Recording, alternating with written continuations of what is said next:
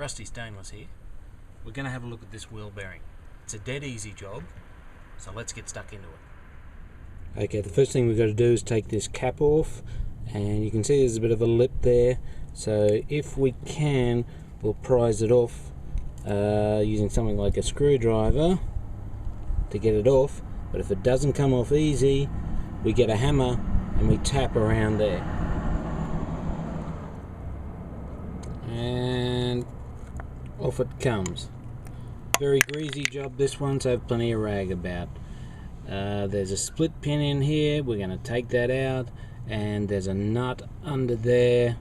I'm going to wipe the grease off, get that nut off. Then we'll be able to pull the whole hub out. As we begin to pull the wheel off, you can see that outer wheel bearing coming out there. So we'll just get that out. So this is the stub axle, there's the inner bearing, and there's the seal there.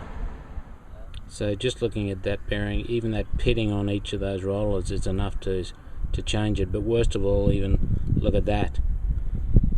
One smashed, mashed, gone. Alright, now here's a tough little job. We've got to get these cones out. These ones are old and scored. There's one inside at the back, and this is the front one. To get them out, I'm using this long punch. I'm getting in there, and I'm giving it a good whack with the hammer and working your way around, and that'll push those out. You don't be afraid to get in and give them a good hit. Now, I took the old cups out, and I've put the new cup in. I used a block of wood first to knock it down first, and then it's in very tight now. And if I tilt over, you can still see I've got a couple of millimeters, or I don't know, quarter of an inch or eighth of an inch to go there. So I'm just going to keep tapping it down until it's seated all the way down in. Now these new bearings, they've got to be packed with grease and really shoved in, so it's right in through those holes, getting right through both sides.